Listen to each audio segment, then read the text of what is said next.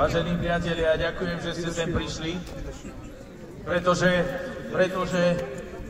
je veľmi dôležité, aby sme sa teraz spájali a nie je čas na to, aby sme sa hrali na nejaké politické trička. Preto ja som tu ako občan, nie som tu ako politik a preto vám chcem povedať aj pár slov.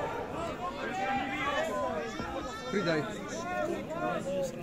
Lepšie? Lepšie? Vážení občania, Slováci sa nechali klamať už od 89. roku, keď viete, že všetkých nás oklamali a tak, ako urobili ten tzv. Prevrat v 89. roku, ktorý nás, Slovákov, vlastne iba zotročil a celé tie roky od 93. ako vznikla samostatná Slovenská republika, tak rozkradli celé naše Slovensko a to každá jedna vláda, ktorá tu odtedy vládla. Preto Slováci, my sa nesmieme nechať klamať, pretože dlhé roky nás klamali nás politici, klamali nás tie všetky vlády, ktoré tu boli. A každá tá vlád, ktorá tu bola, až aj do tej vlády, ktorá tu je teraz, bola obyčajným prisluhovačom Washingtonu a Bruselu. Tí politici, ktorí teraz menia retoriku, pretože sa blížia predčasné voľby a teraz sa chcú vyjadrovať tak, ako to ľudia chcú počuť, tak tí nás klamali celých 12 rokov a takisto táto vláda, ktorá je nie na čele s Matovičom, nie na čele s Hegerom, ale na čele je Čaputová a na čele je samostatný zločinec Naď.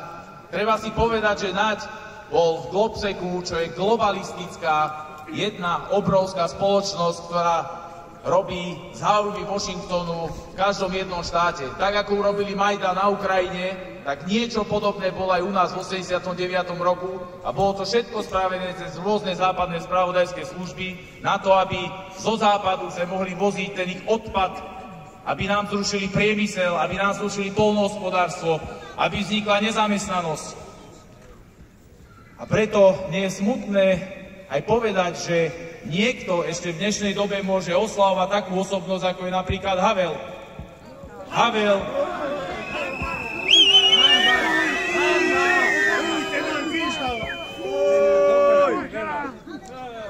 Havel, ktorý bol predĺženou rukou Ameriky a všetko to, čo on tu spôsobil, zanechalo stopy, či už je to na našom bratskom českom národe alebo na Slovensku. A potom to, čo zaviedol Dzurinda, ktorý nasľuboval všetkým platy, samozrejme áno, platy, ale okrem toho bolo všetko mnoho drahšie a popredali najstrategickejšie podniky, ktoré mali ostať vždy v rukách Slovákov, mali ostať štátnymi podnikmi a nemohli sme dopustiť to, čo sa stalo. Toto všetko vieme, v parlamente. Priatelia, teraz robte v parlamente niečo. Pane, poznáte, ale kde ste boli v tej dobe?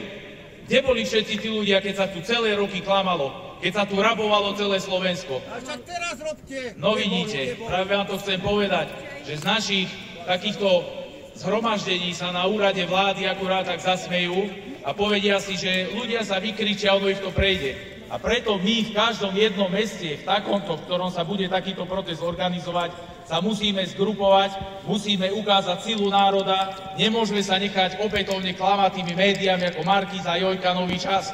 Preto ľudia, môžete urobiť iba jednu vec, stačí a každý z vás vo svojom okolí skúsi človeku, blízkému susedovi vysvetliť, ako sa veci naozaj majú a povedať mu, aká je pravda, aby sa nenechal opäť manipulovať rôznymi médiami, ktoré sú platené zo západu.